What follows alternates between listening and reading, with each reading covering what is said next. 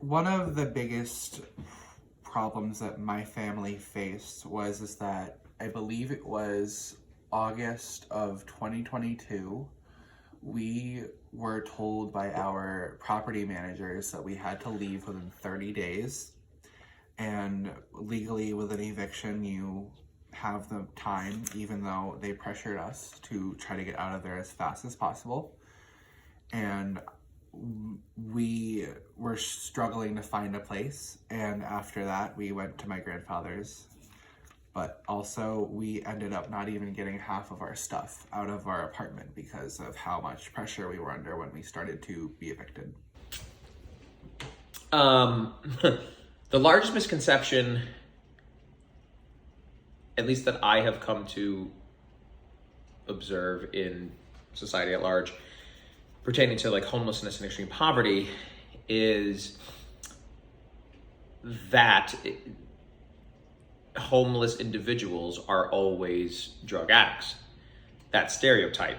That I can talk about why that stereotype exists, but it's the stereotype of like men and women of homelessness are uneducated, that they are addicted, they are formerly incarcerated. My own mother was homeless. My mother is an educated woman. Life just punched my family in the face a whole bunch of times to the point where she, it just got the best of my mother, and she was at the City Mission of Schenectady, right? I would say that 10 to 20% of individuals with homelessness are just dealt a bad hand, whether it be medical illnesses or they're victims of trauma, right? Like physical abuse, domestic violence, who knows why someone has to depart their home because their home isn't safe, or maybe their home gets taken. Their husband dies and the mom wasn't working, they had no savings. It's just sometimes, it's a far greater percentage of the time than people realize that people are just dealt a bad hand. Next question. What are some of the biggest challenges you face on a daily basis given your current state?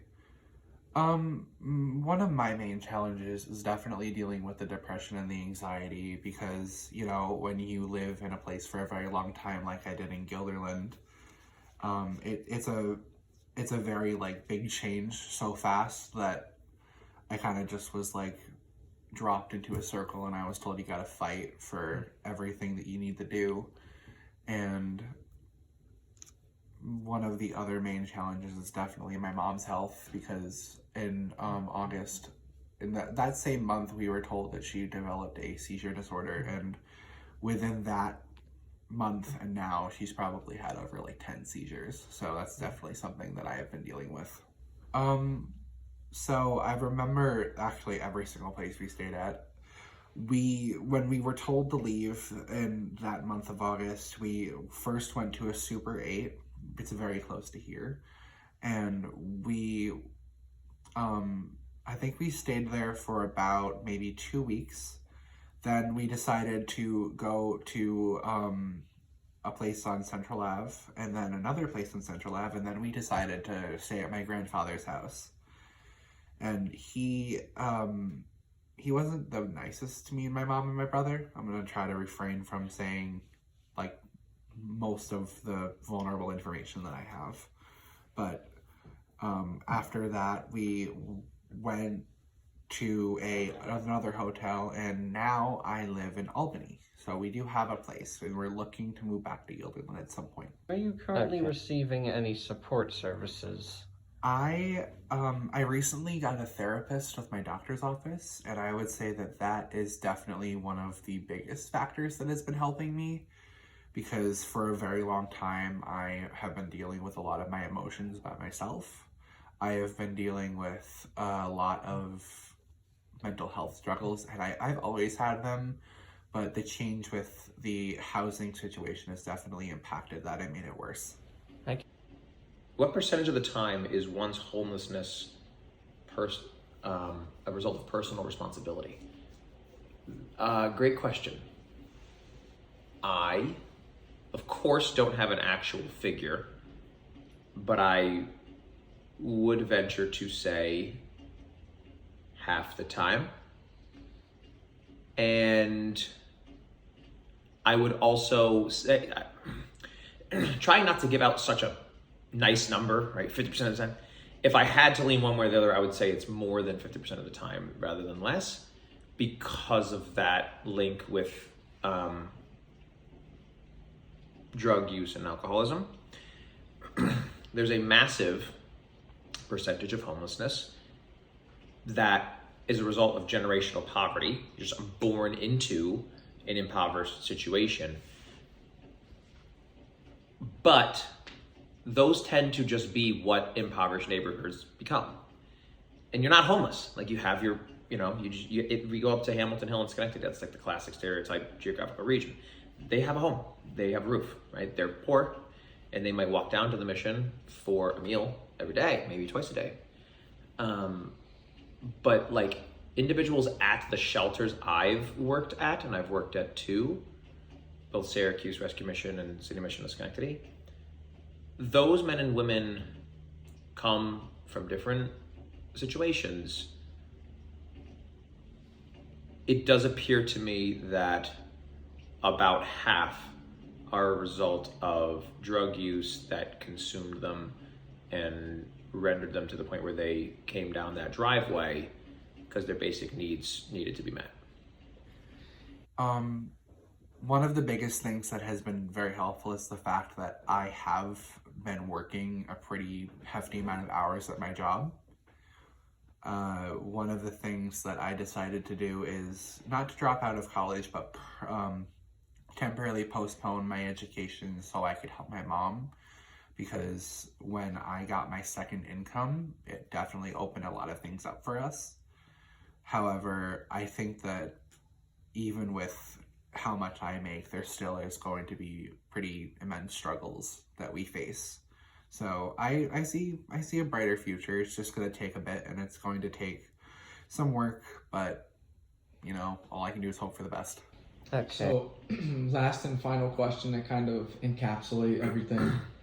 Do you have like a short story you could share of what the day-to-day life of a homeless person is like, and how society treats them, and like how the system around them kind of like affects them on like a day-to-day basis? I don't mean to put you on the spot. Yeah. But yeah. So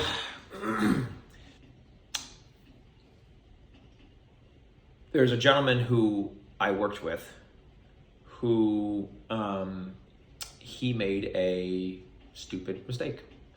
He had weed in his locker at the City Mission of Schenectady, the one with the rules. He had weed in his locker. He didn't smoke it. He was probably planning to smoke it, right? When you are asked to unlock your locker, you unlock it. If you have nothing to hide, you just unlock the locker, right? So all the gentlemen were told to please unlock their lockers before they go to lunch. And he just left for lunch, and he tried to pass it off. Oh, sorry, I didn't hear the announcement. And during lunch, right, he was in a panicky state. Why is he in a panicky state? Because he's worried about getting kicked out of the shelter, right? He's worried about getting kicked out to the Albany shelter, where he's going to be around all of his triggers and resurface traumas. So he's sweating bullets in the dining center, and I'm the life coach. I have a very close relationship with him. Guy, can you please his name was Chris. Can you please let Chris know that we need the key to his locker? Can you go get the key from Chris to unlock his locker? He can keep enjoying his lunch, just go get his key. So I go, Chris, I need your key. He went, people use the phrase 0 to 60, probably when they shouldn't. He went 0 to 60. If you were there to see what happened to this guy, that is called going 0 to 60. Few people in life have seen anger outbursts like this. It is terrifying. He became the Hulk. He was just flipping everything, throwing everything, punching everything, screaming, cursing, fully, not yelling, screaming.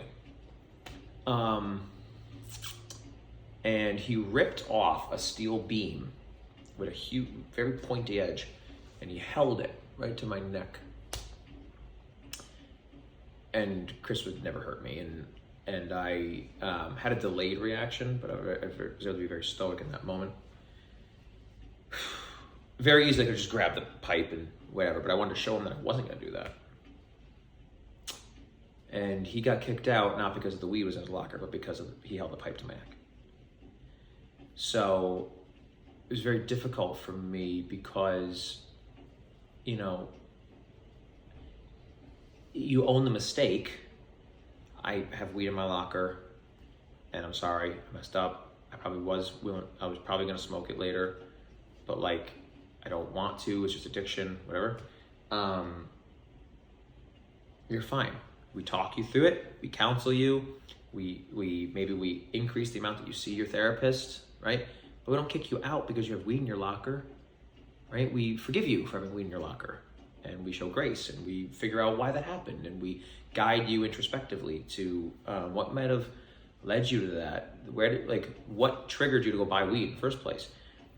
It was the lie about the weed as a result of not believing we would keep him. So he didn't feel fully safe at our shelter. He didn't feel at home while homeless. That it led to a blow up where someone almost got killed. So the day in the life of an individual with homelessness is they are waiting for the other shoe to drop.